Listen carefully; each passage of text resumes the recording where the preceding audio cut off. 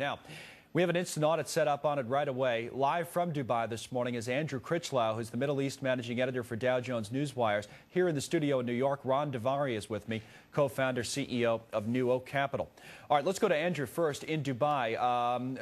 Obviously, as I set things up, I was pointing out that the volume is so light in the world markets and all of this because of the holidays. That said, big surprising event here, and now the threat of default kind of looming over the city-state of Dubai. What's the latest coming out of the government there? Well, we had a statement from a senior member of the ruling family last night, Sheikh Ahmed bin Saeed Al Maktoum, who is also the chairman of Emirates Airline. And he said that they were aware that this would hit investors, that confidence will be damaged as part of the news of a debt standstill agreement for Dubai World, but it was something that they had to do.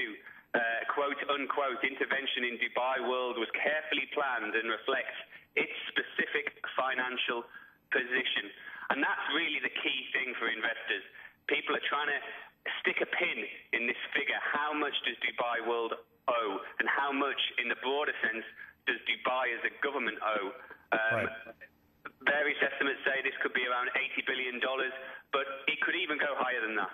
All right, so you said $60 billion in debt. You said some estimates say a total of $80 billion could be on the line here, Andrew. From your reporting, who's most exposed? What are the risks going forward from here? Well, a lot of European banks have exposure. There's been some research that suggests about $40 billion of exposure is held by European banks. You just have to drive through Dubai's financial district and look at the names. You've got Citibank, you've got HSBC, you've got Barclays, you've got Morgan Stanley.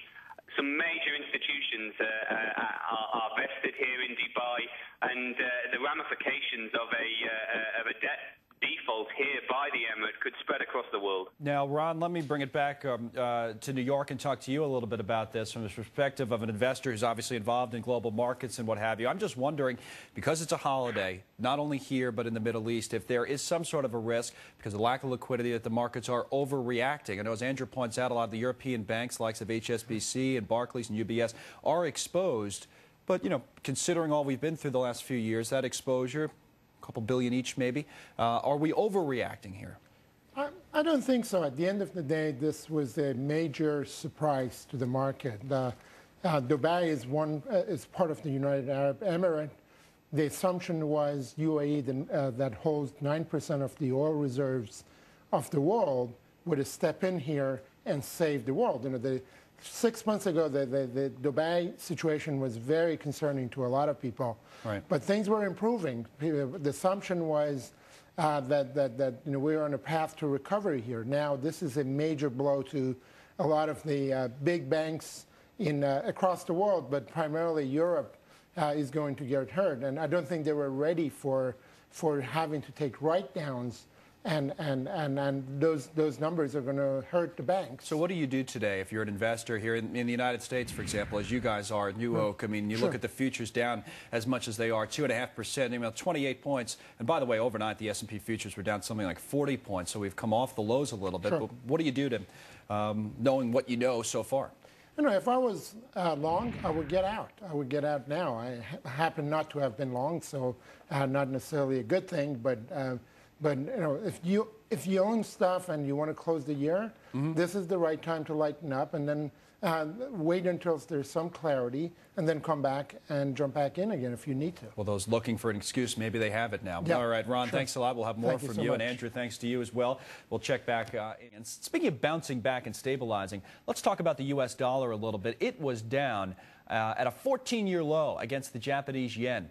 And now it is starting to bounce back. On this Dubai news, we see the dollar moving higher against the euro, against the British pound, and just about unchanged against the yen. Ron Davari is our guest in studio. He's co-founder and CEO of NewOak Capital.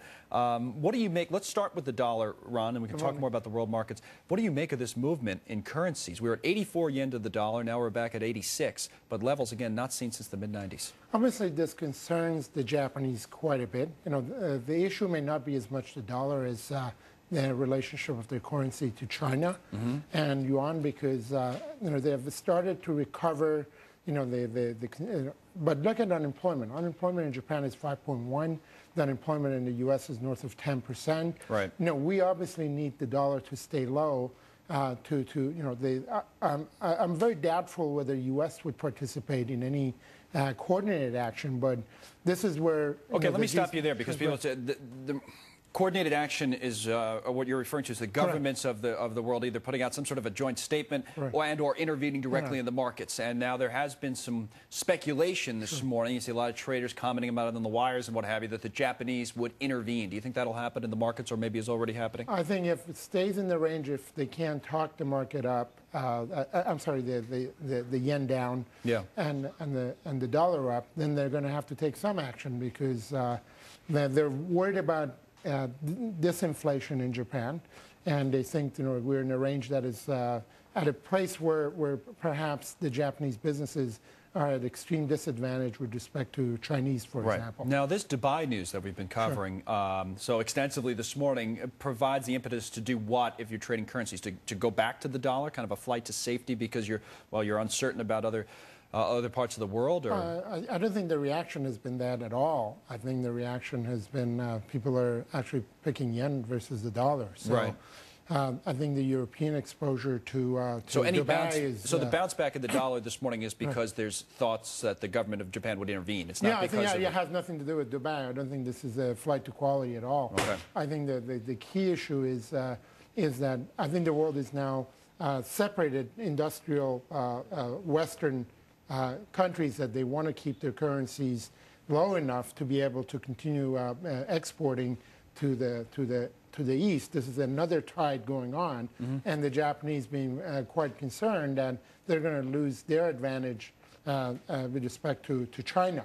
The biggest trading partner right now of Japan is really China, not the U.S. Right. So it's really the relationship to yuan is most important to Japanese, and that's what they're.